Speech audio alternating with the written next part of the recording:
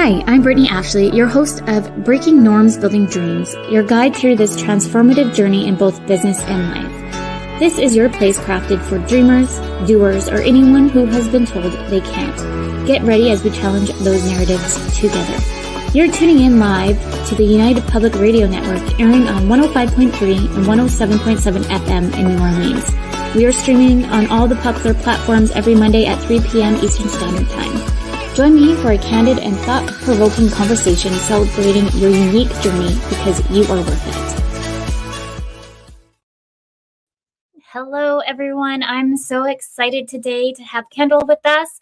Welcome to Breaking Norms, Building Dreams. I'm your host, Brittany Ashley, and we are broadcasting live on the United Public Radio Network and the UFO Paranormal Radio Network on 105.3 and 107.7 FM in New Orleans. Get ready to escape the routine and join us for the next hour as we break norms and build dreams with Kendall today. I'm so excited to have you. Thank you. I'm excited to be here. I'll do a quick bio. As I told you, I didn't want to go too in depth because I would like you to tell the listeners more about who you are and what you do. And again, sure. I'm so excited for you to be here because we have so many different topics that we can kind of like navigate in. Oh, yeah. So Kendall is an ADHD Certificate Educator from Calgary, Canada.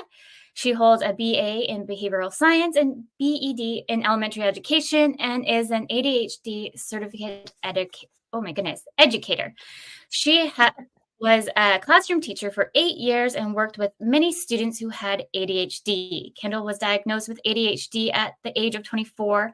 Through learning and managing her own ADHD and supporting families of children with ADHD, she's developed the ADHD Toolkit, which I have yet to even dig into. I'm really excited to learn more today about that. The ADHD Toolkit has educated and supported families of children with ADHD from all over the world through a digital course and coaching. A course for adults with ADHD and their partners will be launching this fall in 2024 with additional courses for teachers and young adults coming in the future. I'm so excited to learn more. Thank you for coming. Thanks for having me. This is fun. Yeah. Why don't you, because I did a little bio there, but maybe you can tell us more kind of how your journey kind of started and we can kind of start that way. Yeah, for sure. I grew up in a neurodivergent home. My dad definitely has ADHD, finally diagnosed later on in life, but we've made jokes about it for years. But my sister was actually diagnosed in 5th grade, which for girls in the early 2000s, that was very early. But I was not diagnosed in childhood. I actually had my 7th grade teacher. Oh, that one was far more patient with me than I think I understand, even to this day. But she was the first one to actually suggest that I might have ADHD. I remember being quite offended. And because my parents were wrapped up in my sister's struggles and trying to figure out what was going with her, they actually don't even remember that conversation, interestingly. Interesting. Yeah. And then it wasn't until university when I started researching ADHD more, trying to understand my sister and having an interest in ADHD as a whole, that I kind of went, this might be me. And then through my education degree and and into teaching, I was like, okay, I'm pretty sure this is me. I remember one day, I think it was in my first year of teaching, might have been my second, walking to our learning support teacher at our school, being like, I think I might have ADHD. And she went, you think? And I went, oh, it's that obvious, hey? Okay, cool. And so with that started kind of the journey of really, truly investigating it for myself. And it was in my second year as a teacher that life just kicked back and I couldn't cope anymore. Every single day after school, I had to have a nap. Either I would pass out right on my desk or get home and fall asleep. I couldn't do anything else. And so through all of that, I ended up diagnosed at the age of 24 and have been learning about how to manage my own ADHD as well as support my students. That led me to kind of this understanding that ADHD is an incredibly complex disorder, far more complex than what is shown in like the diagnostic criteria. Mhm. And parents, unfortunately, when kids get a diagnosis of ADHD, that's Like, kind of it. Like yeah. some professionals will be like, okay, so you can maybe see a psychologist or like maybe go on meds. And that's kind of where you're left. There's no true education or like exposure Mhm. to here's all the pieces of ADHD, um, Yes. because it's not reflected in the diagnostic criteria.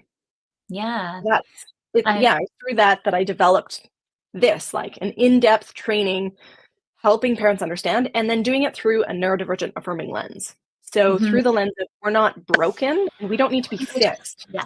But that being said, the world is definitely not set up for us, and it's a struggle to survive, let alone thrive, in a Mm. world that is built so strongly for neurotypical brains. We just need different tools and strategies to be able to thrive in this environment. Yes. I love that. And I came across, I think it was your TikTok account, Yeah, actually, and I made a it's comment to funny. you I know. I made a comment to you being like, "Oh my goodness, I wouldn't have reached out to you knowing that you had that many followers on Instagram." It's funny, yeah, because TikTok is definitely by far my lowest reaching platform, and I'm okay with that.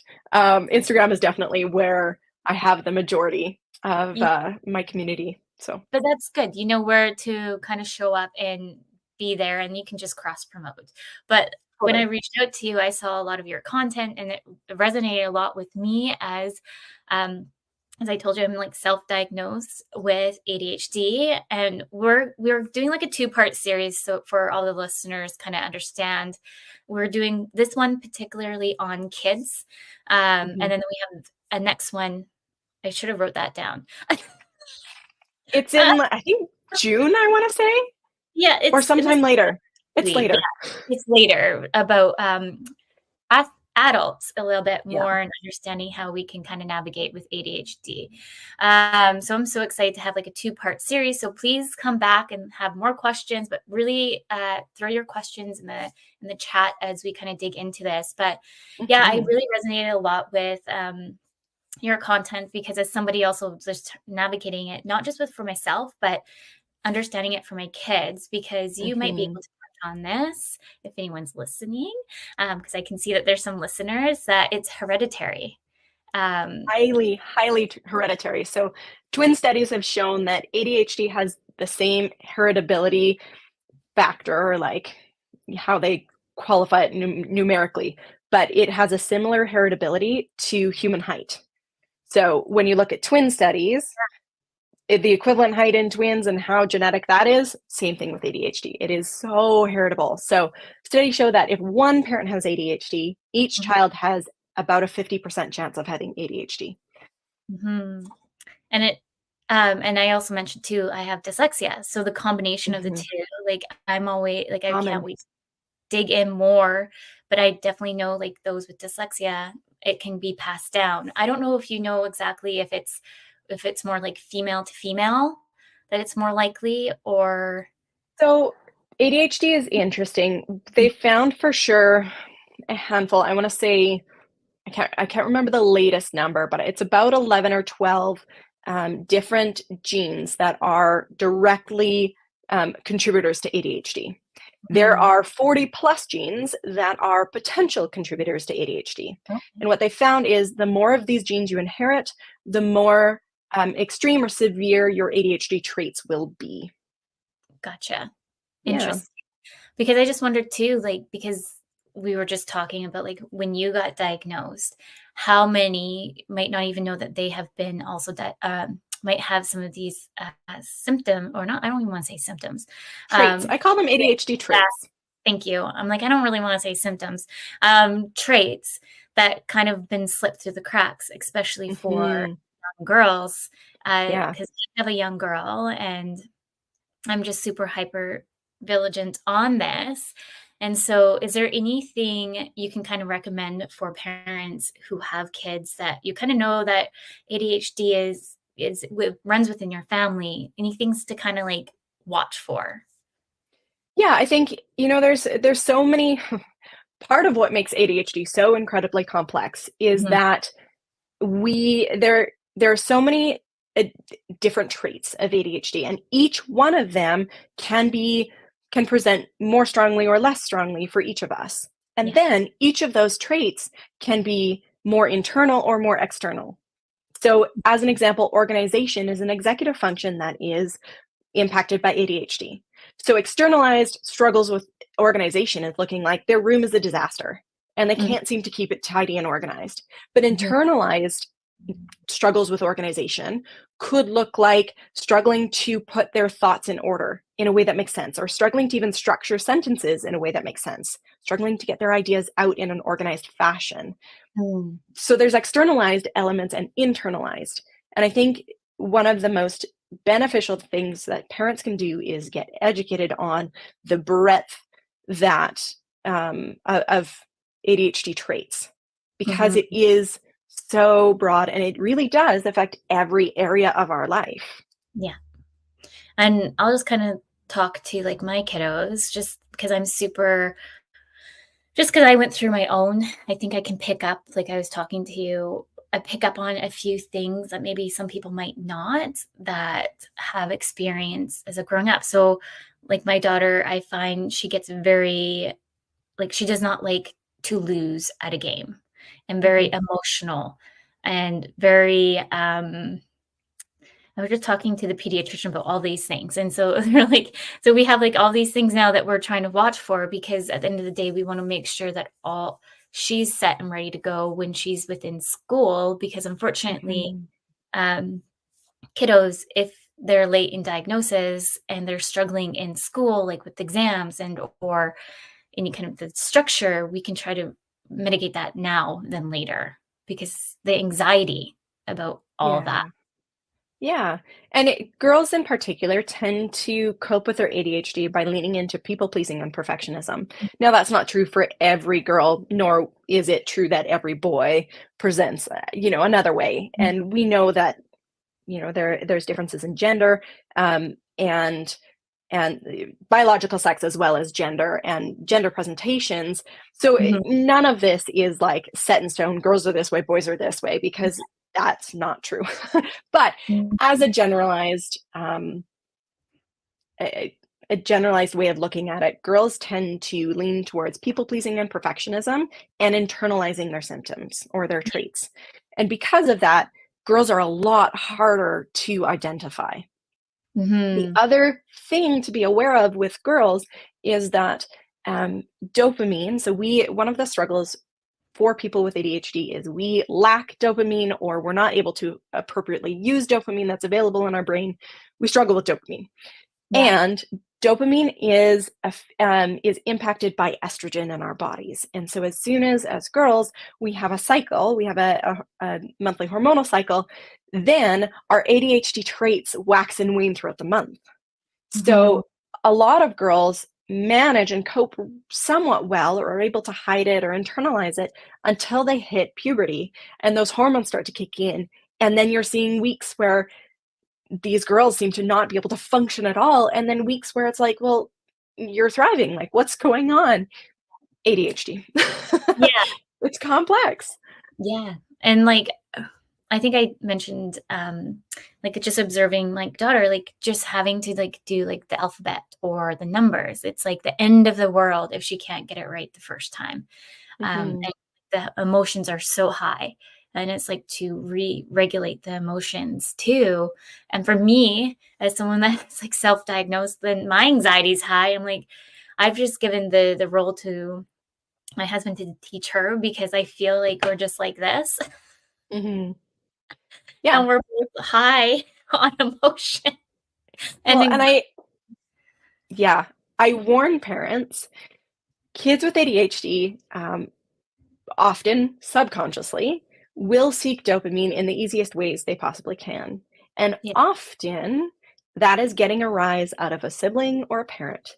So kids Okay. with ADHD will often pick fights for absolutely no reason with siblings and pester them until they explode. And that is actually not a function of them trying to be obnoxious. It is their brain desperately trying to seek dopamine. And that is a really, really easy source of dopamine. Yeah. And by trying to give consequences or punishing kids who are pestering their siblings, kids who have ADHD, it we're not helping at all.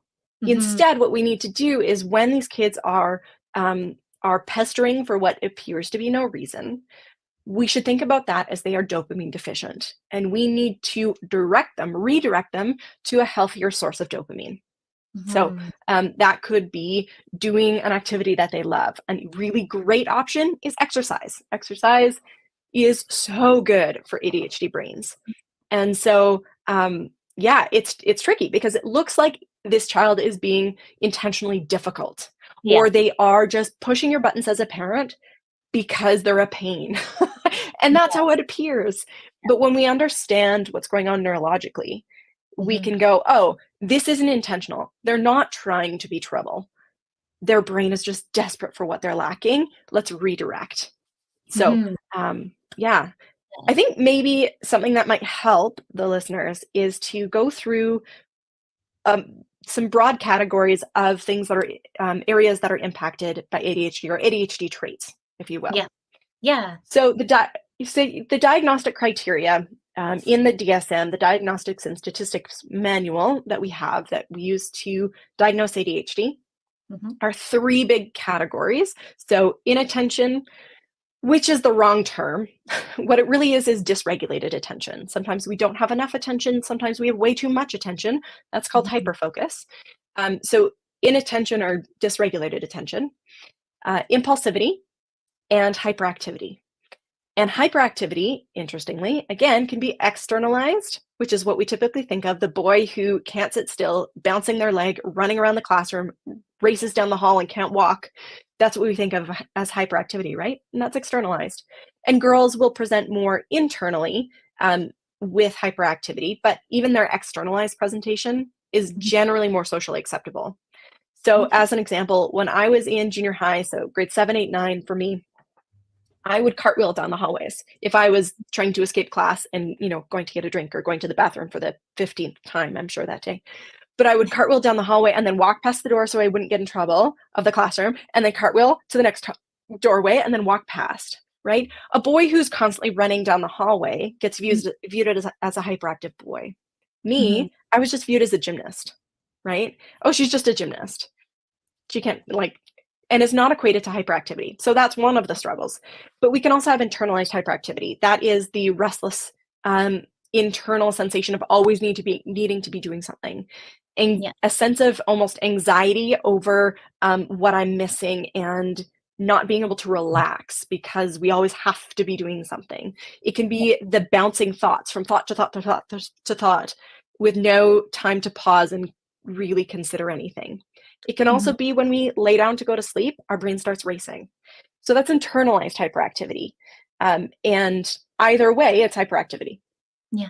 So those are the diagnostic criteria, but that doesn't touch everything. We struggle with something called executive functions. Now, these can be categorized. I've seen it as few as 4 categories and as high as 10. I tend to categorize them into 8 categories. It's all the same thing. It's just how you tend to categorize these traits. But emotional regulation, that's an area of struggle for us. So our highs are really high and our lows are really low, and we can dive into those or switch between them very quickly. They make sense for the situation, unlike a mood disorder where they might not, the mood or the feeling might not be associated with something. So a neurotypical brain might look at us and go, yeah, I'd be frustrated too, but why are you that frustrated over this thing? That's ADHD emotional dysregulation. Flexibility and adaptability. So that's being able to transition from task to task easily, being able to see one solution to a problem and then think of others. That's mental flexibility. Or we always take this way home, but the road is closed here. How else would you get home? The ability to switch from, well, this is how I always do it, to this is how else I could possibly do it. So that's flexibility and adaptability. Organization. So as I said before, that's external or internal organization.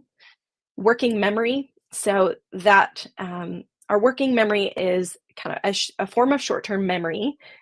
Yes. How do you nutritionally deal with these diagnoses? I have ADHD, if you don't know. So I will get distracted by all of these. I will get to that. We'll just leave it up. Perfect. That's great. Thank you.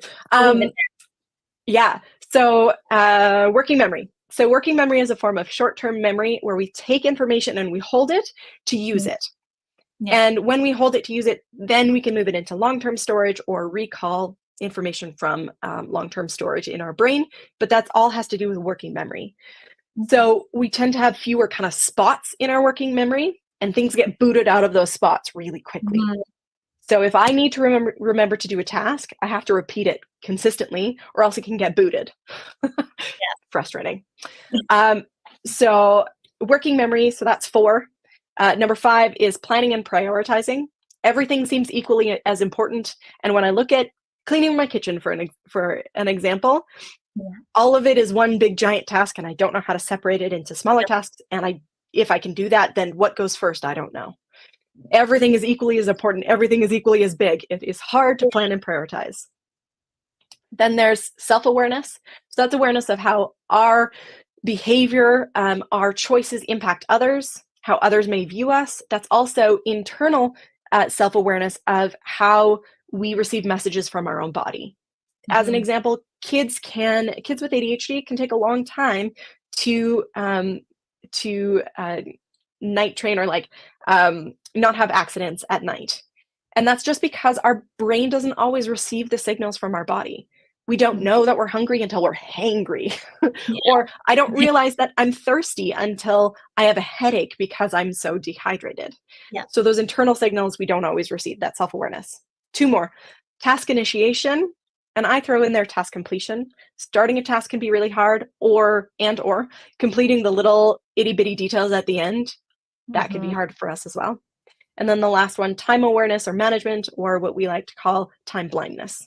In our brain, we don't see this continuum of time where, this is happening now, and then here's the next thing in time, and there's the next thing. We perceive time as now and not now. And it's like we have no depth perception visually, but time-wise. And I have been off, when guessing what time it was during an event, I have been off by 3 hours or more. That's how my time blindness is terrible with my ADHD. So those are the executive functions in the way I categorize them. And all of those are impacted to different degrees for each of us with ADHD.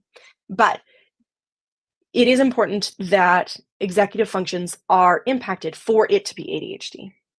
So there is another condition that we can talk about briefly later if we want to, that looks like ADHD. It's not yet a diagnosable condition, but there are a handful of researchers that are saying, nope, there's something else. It kind of looks like ADHD, but it doesn't have executive function challenges. It has the inattentive component, and it's something else. So we can talk about that later. But I want to get to Terry's question here. How do you nutritionally deal with these diagnoses? Yes, fantastic question. There's a lot of talk out there in the world about, as an example, red food dye and how it impacts those of us with ADHD. Nutritionally, nothing will fix ADHD. Nothing nutritionally will correct or improve ADHD. But having proper nutrition will take us to kind of our base level of ADHD traits. If anyone, neurotypical or neurodivergent, is eating garbage all the time, is eating poorly, isn't consuming a good amount of protein, that is quite important for ADHD brains in particular, but protein and, fruits and vegetables and all those things, if we're not eating those, anybody is going to struggle with attention because our brain just can't operate to its best capacity. So eating well, having good nutrition, making sure we're getting adequate sources of protein and vitamins and carbohydrates and all the things will ensure that we are operating at the best we can at a base level of our ADHD traits.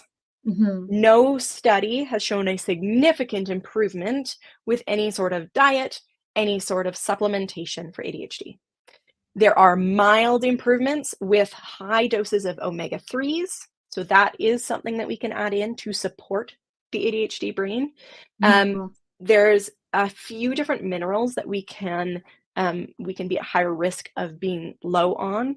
One of the biggest ones is iron. Some people with ADHD, for some unknown reason, are more likely to be anemic or have low iron storage. So that's something that can be tested with a doctor and we can supplement appropriately for the level that they're at. Mhm. And then things like red food dye, there's a few people out there, not just in the ADHD population, but in the population in general, that react poorly to red food dyes. It is an extraordinarily small number. And so a very small number of people with ADHD will find Mhm. that their symptoms are exacerbated by red food dye. But it's not the vast majority of us. And except for those few people, it doesn't improve anything for most of us. So Mhm. that, yes, I have heard of Dr. Amin, and I have issues with some of the things he says. Some of the stuff he says really lacks scientific rigor behind it. I think there's a lot that he does well. A lot of his discussion he does well, but there are a lot of concerns out there in a lot of the research community about some of the stuff he says. And there are similar people who talk about ADHD as only trauma, and that is also not justified in science. Mhm. Yeah, so there's a handful of people out there that will tell you that it can be resolved How with about just supplementation, but it's not. yeah, There are how about actually they've sorry, I'll just add one more thing. There are brain structural differences that we can note, Mhm. and connectivity differences, and that's never going to be resolved with nutrition. We can Mhm. support our brain by having the healthiest brain possible, but that doesn't actually resolve anything in the world of ADHD. Mhm. I know there's one, um, friend of a friend that they had, like their little one got diagnosed with ADHD at, I think hyperactive, Mhm. and they end up just telling him to take, B12 supplements because they felt that the medicine that was given to him wasn't working, and so they just upped the B12, because they read that upping B12 will help regulate it more than, the medication. What are your thoughts there? It's not accurate according to research. Yeah. Again, like if we are deficit in B12, it can really help. Yeah. If we have a deficit in B12, it is going to help any brain to Mhm. supplement with that, right? Yeah. Those things we need to be aware of, but that's not an ADHD specific thing. Um, Yeah. will ideally in our process of diagnosis, these things should be checked. And we should be seeing, oh, is our child low on iron? Is our child low on B12? And if we are, we should Mhm. be trying to manage those first before a diagnosis has been given. Yeah. Because ADHD really ultimately is a diagnosis of exclusion. We try and rule out anything else that could be presenting similar ways.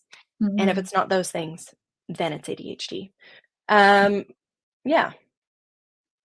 Just reading, um, Yeah. what's there. Uh, I'm just looking at the time before we go into the next question. I'm just gonna say this Totally. now. Sometimes I get really, like, lost in the conversation lately, and I've been forgetting to do the midway. Thank you for our listeners. So for those just tuning in, you're listening to Breaking Norms, Building Dreams. We are live on United Public Radio Network and UFO Paranormal Radio Network 105.3 and 107.7 FM in New Orleans. Um, we have 30 minutes left, so we can go in Oh so many boy. different directions for that. Maybe because I did briefly talk about just the medication, I find Mhm. there's just so much information out there for parents to kind of read and kind of get lost and then nervous too because you don't want to necessarily give kids medication not knowing what it is. So maybe we can kind of Yeah, dabble in that. totally. For those that are interested in having a research-based understanding of ADHD medications and what they all actually do, I did a whole 40-part series on all of my social media channels, Instagram, Facebook, and TikTok, that walks through the very basics to what are the side effects? Is there a chance that it could cause cardiovascular disease? I look at the studies and what they say, and I present that information in small bite-sized amounts. I also do a whole week in the course that I teach on ADHD treatments, including medication. Um, Amazing. ADHD medication, we have a few different classes of medication. So we have stimulants and non-stimulants. Mhm. Stimulants are broken down then into two categories, amphetamine-based and methylphenidate-based. No, we're not giving our kids legal meth. It is different. Just throwing that out there.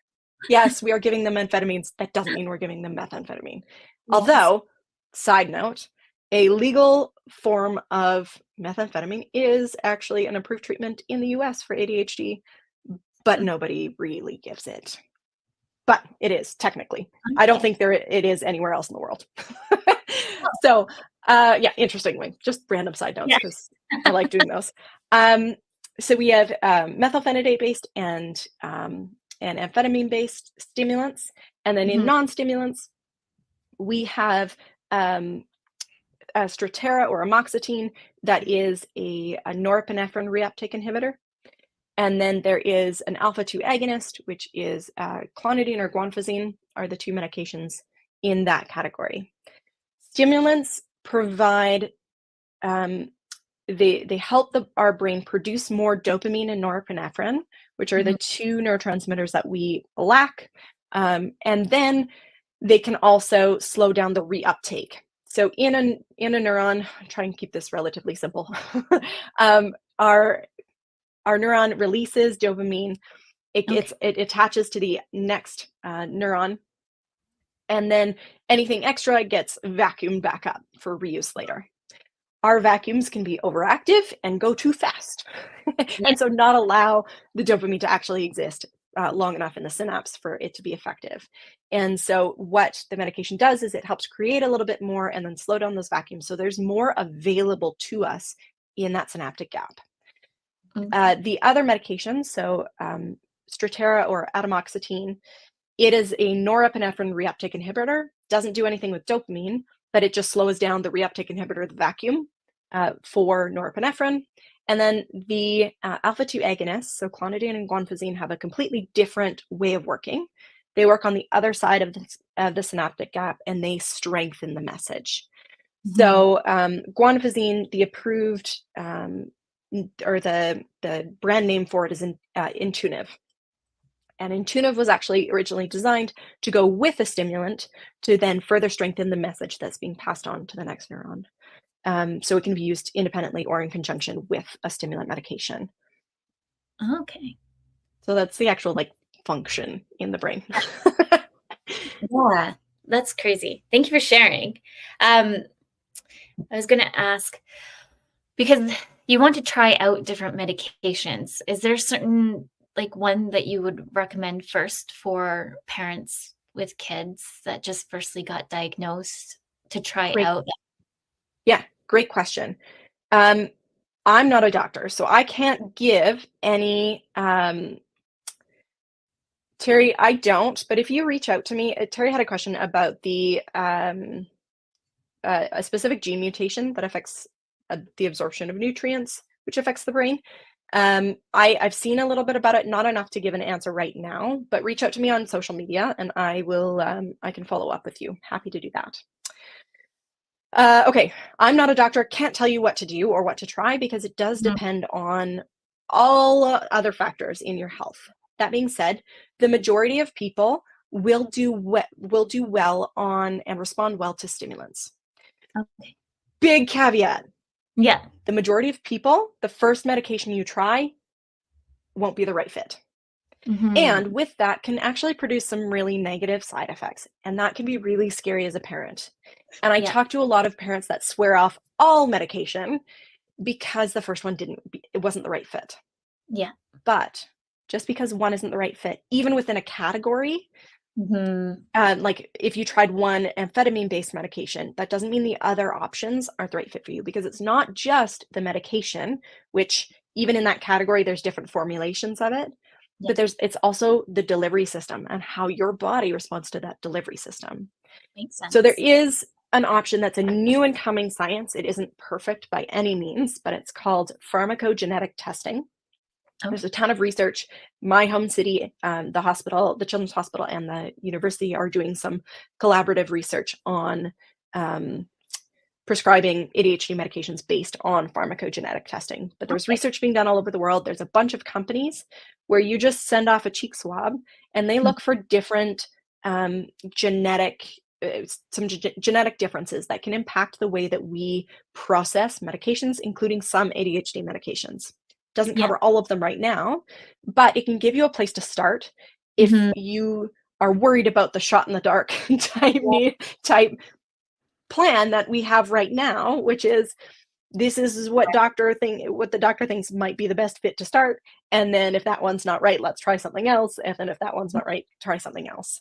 Yeah. It's an unfortunate way. There's a few people like me who found the right fit on the first go, and that's fantastic. And then there's Mhm. people like my sister that it took 4 or 5 different ones to find the right fit, but finding the right fit has been so positively impactful, and she's so thankful now being an adult that my parents went through that process of trying to find the right fit even though it took a while. Mm. And also too, I'm just gonna say, like, along the lines of, like, I have a friend, like, just going through the similar thing, and I feel like he's old enough to understand his body and what works and what doesn't work, and maybe kids, like, I don't know what age you might know what age they might start getting medication at. They might still not know what's working, not and that is actually working for them because they might not be able to fully advocate. I don't know Mhm. your thoughts there because I find, like, just even asking, like, my daughter who's almost 6, certain questions, I feel like it's really hard to kinda get a clear answer on that. So, Totally. put them on medication. I don't know what age they actually would even Yeah. start it at, So actually. in Canada and the US, typically, um, medication is not recommended until 6 unless it's severe. Okay. In severe cases, it has been studied as young as 3.5 and has proven to be effective and safe. Now, the research also shows that it is safe and effective, although less effective than when kids hit about 6 years old. So, Mhm. um, yeah, and so that is sorry, I'm getting distracted by the Comment. by the stuff on the side here, trying to refocus here. I gotta change my sitting position. Maybe that'll help. Um, true ADHD right here. Yeah. Oh, that's the nice thing. I have the lived experience that I get to talk from too. Yeah. So that being said, there's also some really interesting research that's come out, and more studies are starting to show the same thing that Mhm. we have there is a neuroenhancing effect of taking stimulants over a longer term. And in that, we can actually see long term improvement in areas that are traditionally a struggle for the ADHD brain. Mhm. So that's really promising, as Mhm. well as um, there's more and more research to show that giving medication, particularly stimulants, but medication earlier on is way more beneficial than waiting until things are quote unquote bad enough. Yeah. The reason for that is that there's a lot that we can actually save kids from by giving them Mhm. access to medication earlier on. Kids end up socially isolated often when they have ADHD because of impulsivity and inattention and missing social Mhm. cues and all sorts of stuff. Yeah. We can actually save them some of that social isolation. We can save them from becoming behind in school. We can actually, research shows that taking stimulant medication for teens with ADHD, particularly through the teen years, Mhm. reduces the risk of substance abuse, alcohol and drug abuse, and smoking. And so there's a lot of things, and we can actually possibly prevent the development of oppositional defiant disorder, anxiety, and further development of anxiety and depression in Mhm. teenage years. So giving kids access to a medication that gives their brain what they need Yeah. to be able to do what's required of them in school, to be able to socialize. Not that the way we socialize is wrong by any means, but Mhm. experiencing that social isolation because of our impulsivity Yeah. can be really, really beneficial. Mhm. Um, and there was another part of, and then the things you'd be looking for as a parent are things like emotionally, if rather than seeing a bit more emotional control, you see less emotional control, Mhm. that can be a sign that it's not the right fit. If you're seeing increased anxiety or depressive type symptoms, that's a sign that it's not the right fit. If ADHD traits and struggles like focusing in class aren't improving, that probably means that it's not the right fit. And there's other factors. Rage, sometimes, like anger or rage, that can be another factor of the meds not being the right fit. So Yeah. yeah. Thank you for that. And I find too, like, it makes any parent nervous to start something like that, because there's just so much to research, and you hear sometimes a lot of the negative. You get kind of thrown into the social media landscape too. Like TikTok has Yeah. like all of their own stories over here that you have to really research, because you can go into a black hole. And Yeah. so it's really important to do, I think, your own research as a parent. Like, we're going through with the pediatrician now, actually, both kiddos, well, let's hope, with my one. My son is scared of needles, so we have yet to get blood taken. But with my daughter, I've requested to check the iron, just check everything else, just because of certain signs that I have seen. So, and Mhm. then just making sure to cross the T's and making sure we can get things going as much as possible now. Luckily, Yeah. we have a pediatrician to help us with all of us. And I just want to say she's the sweetest lady I've ever met to help. Nice. I Yeah, feel it helps to she have. knows me too when I'm in there. Yeah. Yeah. Yeah, some doctors can be really, really wonderful. Yeah. Um, yeah, and it's tricky. It's tricky to find the right information. There's a lot of misinformation online, particularly about ADHD medication. There's a lot of fear mongering. And I think a lot of us think back to, what we experienced in school, where you saw a kid on ADHD medication, they walked around like a zombie.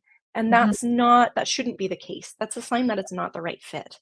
And Yeah. so, or we're being over medicated, and Mhm.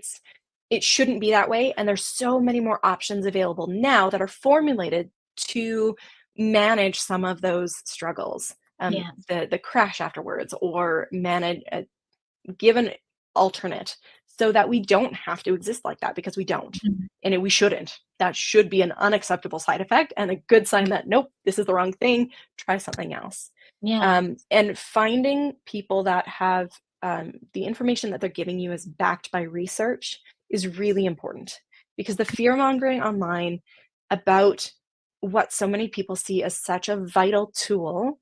I mean, I wasn't on medication until I was in my career at 24, and like, I've got 2 degrees that I did not on medication, and I am Mhm. so thankful for medication at this point in my life. And Mhm. I will happily be on this for the rest of my life as a choice that I am making, because my life is so much better on Yeah. medication. So, there's a lot of fear, and I get that. I encourage people. I did this 40-part series not because it was a hit with social media platforms. They were not happy with me that I talked Mhm. about this for so long. But my goal was to provide parents with free, accessible information that was research based and real and true. Mhm. And I'm not okay with the fear mongering out there, because parents have enough on their plate. You've got enough overwhelm, and ADHD medication isn't the right fit for everybody, but it's like glasses. It's like giving our brain glasses. It really Mhm. is what it's like. It's not it's not this scary, well, you failed as a parent, so now you have to, like, medically straitjacket your child. That's not what it is, Mhm. and nor should it appear that way. Yeah. It's just another tool in our toolbox. Mhm. Yes. Because you said that you were a teacher for about 8 years. Do Mhm. you have, if there's any teachers out there listening, because I've had friends who are teachers ask me questions of, like, how do you kind of spot one in the classroom? Um, because I find, or like how to provide aid for them in the classroom. So the one example I know what we put in, like, my daughter's document, she gets easily distracted. So we've put her in a group that is kind of more or less in a less distracting group, so she can focus over there. Mhm. Yeah, there's a lot of accommodations that we can provide. Mhm. Unfortunately, there isn't one like, "Here's your" uh, oh dear. Sorry. Mm. Let me reset my brain here and rethink. I'm getting distracted. Okay, there isn't one blanket strategy that will work for every child because Mhm. our ADHD traits present so differently. So one student who is highly and easily distractible, Mhm. um, that child may do really well in a group where there's a lot of focused students because body doubling is a really effective strategy. For other Yeah. kids, they will talk to anybody around them and being Mhm. in a group isn't as effective, but they may do really well sitting on their own. And there may be a child who, even when they sit on their own, will go into their brain and create magical kingdoms and be distracted in their own brain, regardless of how few distractions are around them, but can really thrive when they're listening to music and have enough stimulation in their brain. Mm, So yeah. it really is unique for each student and the way that each unique ADHD brain presents.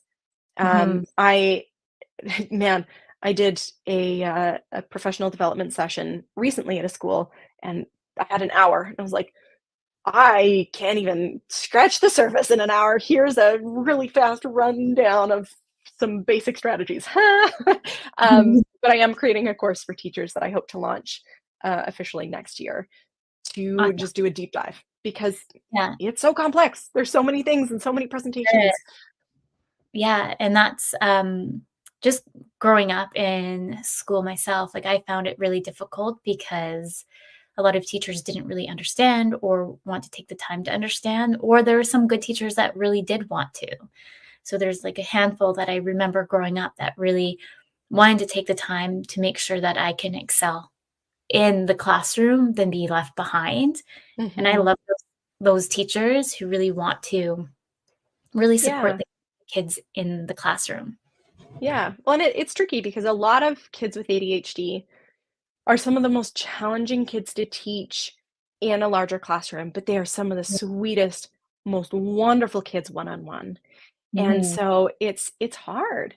Research there's one doctor who has a quote that says that for kids with ADHD, by the time that they are 12, they will experience 20,000 more negative messages than their neurotypical peers. It's hard Mm. having Yeah. ADHD.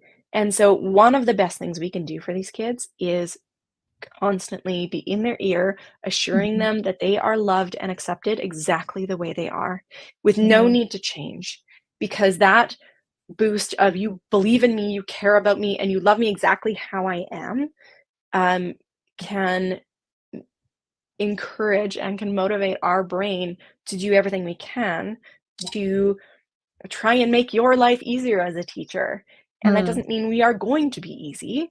Some of us are because we are more of the internalized presentation and we just kind of disappear into our own head and don't cause problems. Um, Mhm. but those are the kids that fly under the radar. And then you get to report card time, you're like, oh my goodness, what have they been doing? So those kids aren't the kids that are, in your face and jumping out of their seat and calling out constantly in class. But um, yeah, all of us, because there's a lot of shame in Mhm. ADHD. And the way ADHD presents tends to be Mm. viewed as moral failings, as not being good enough, not trying hard enough. And that is Yes. so far from the truth that we're often, well, she'd do really well if she just did her homework, or if she just lived up to her full potential, or, all these comments that are well meaning but are incredibly shame based and heartbreaking for Mhm. us because we are trying. We are doing everything we can within our power to live up to our potential, but Mhm. we're being given neurotypical tools and those just don't work for us. Mhm. Do you have any, tips for parents with it to get diagnosed if they kind Mm, of feel, "You know what? I've been listening to you here today or seeing things on TikTok or whichever.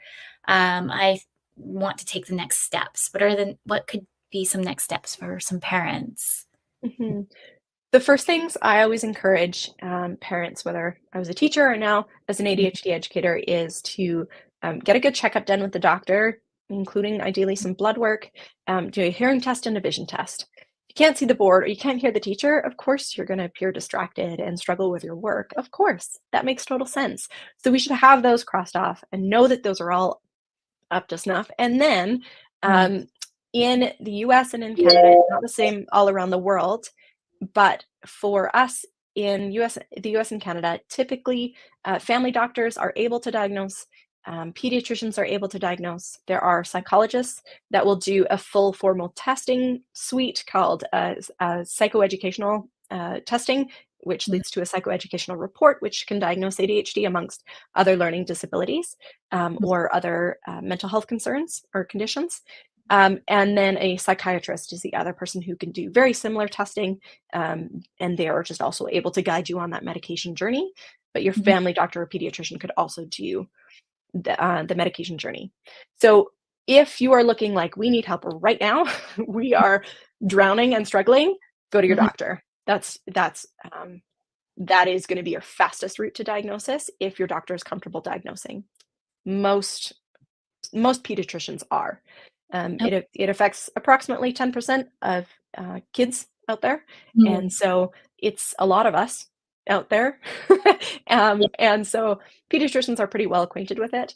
Um, and then if you're looking for a deeper dive and more understanding about processing speed and working memory ability, and if there might be other learning needs in there, then go the route of a psychologist or a psychiatrist who can go through a formal psychoeducational assessment. Mhm. I still remember mine. Really interesting. Yeah. I don't know why, but I remember it. I remember, like, walking into this room and it was stinky and he was old. That's funny. It was, like, Oh 2 man. days. Like, I don't know why. That's what I remember. Yeah, totally. I For a while we had a psychologist at our school where I was teaching who knew that I had ADHD, and of course teachers have to fill out these forms. And Yeah. she'd hand me another one and be like, "Okay, I can do this." She'd be like, "Do you want me to just read it to you and I'll fill it in for you?" I'm like, "Yes, please." Like, "Thank you for accommodating my ADHD. I appreciate this." So, yeah. Amazing. I'm just looking at the time here. I Yeah, had, like, 2 maybe you want to talk a bit about your toolkits sure. for yeah, because we haven't really fully dove into that. So anyone listening, they can go into your website and get all the stuff that they need. So 3 times a year, I run, the ADHD Toolkit for parents, working testing right now, one for adults, and there'll be a teacher one and a young adult one eventually down the road. Amazing. But, it's a 12-week super deep dive into ADHD. So I go through, week 1 is all about ADHD, week 2 is all about treatment. I look at what works research-wise, surrounding treatment, and then, um, week 3, I go through some general strategies. Week 4 is parenting, and then we deep dive into traits. And then the Mhm, last week, we talk about how do we work with the school? What accommodations can we ask for our students? And parents continually report back to me that they, through the course, become far more educated on ADHD than the majority of educators out there. The majority of teachers receive, unfortunately, very little training on ADHD. mhm, And so um, I walk through everything, and I do it from a neurodivergent affirming lens where I say, look, we're not denying the hardship, but we also acknowledge the beauty that is the ADHD brain. We have mhm, beautiful pieces. And if I could wave a magic wand today and get rid of my ADHD, I wouldn't, because I love the beautiful parts of my ADHD brain. mhm, Um, there are, yeah, anyways, there's such unique pieces. So I highlight all of those throughout the course as well. Um, so it's give it 12 weeks of deep dive information in video format because I hate reading and writing. So I'm not giving that to anybody. I'd rather record. I make my pro notes and then I talk. But perfect. I put them into smaller videos, anywhere from like 5 to 15, maybe 20 minutes at longest. And then that's delivered weekly with a few content breaks throughout for people to catch up or take vacation or whatever. And then from there, I also provide group coaching. So the ability to get onto calls with other parents in similar spots to you with the same learning as you and ask questions. Or I've had parents say, like, hey, things fell apart this weekend. Here's what happened. Can you help me figure out what I can do better next time? Or how can I support my child through this emotional event or this struggle with managing their Easter candy or, whatever it is. And we walk through it together. There's so much benefit from seeing other parents and hearing other parents' questions, because often other people ask the questions we didn't know that we should have been asking. I had Mhm, one parent when I was testing the course, actually walked me through their child who was really struggling with having a very negative mindset and complaining all the time and that kind of stuff. And so I was walking the parent through and said, we know that depression is comorbid with ADHD. They go hand in hand sometimes. You really need to have your child assessed for depression, along with here's a bunch of strategies. And another parent on the call went, oh my goodness, that's my child, and went and had their child assessed, diagnosed with depression, and then they accessed medication for their child. And for the first time in 3 years, they saw the light at the end of the tunnel because of what another parent asked, right? So the beauty of group coaching and getting together, and then I have a private community as well on Facebook for parents to get in and support each other and celebrate the wins and commiserate in the hard together, because that's important too. I love And yeah, so I run it every September, January, and April or May start, depending on how the year falls. But yeah. That's so exciting. And then I have up here, register for September's cohort. Did you want to talk a bit more about that? Because it closes at a certain time, or is there a wait list? Yeah, so I do an application process just because I want to ensure that this is going to be the right fit for everybody that comes in. And I do limit my cohorts to 30 right now so that I can support parents really well. I'm very active. It's not just here's the information and you never see me again. You get lifetime access to all of the video content in the course, as well as any future updates. But I'm super involved throughout those 15 weeks that we walk through the material together. So I limit it to 30 people so that I can be well invested in these people. And like, man, I get sad when these cohort ends. I cry. I miss these families. It's strange, really, like strange parasocial relationships, but I love these families so much. So 30 families max at this point. So I have an application process. It is open from now until the course is full, or we start, which is, I believe, September 9th is the start date for this cohort. There's right now I have a 6-month payment plan available, and I'll have that available until until the end of June. So if people are needing that extended payment plan, that's available. Otherwise, you can save a little bit if you do a single payment, or there's a 3-month payment plan always available as well. Yeah. Awesome. And then for this freebie that's on the screen, this is a part of I think almost 20-part series that I did on social media. If you want to check that out, about our kids with ADHD who fall apart after school at home. This is called Restraint Collapse. And I talk about spoon theory, and I've created this idea of a transition menu, a way for kids to have autonomy in choosing things that help them restore their spoons, restore their executive functioning capacity as they transition from school, where there's a lot of output needed, and they try and keep it together and mask at school and focus all their energy and effort on getting school done, and then they come home and collapse because they've got nothing left. So a way to transition a little bit more smoothly. That's amazing. I'm going to check that out for sure. Yeah. Well, thank you, Kendall, for coming in. Thank you for all our listeners, the questions.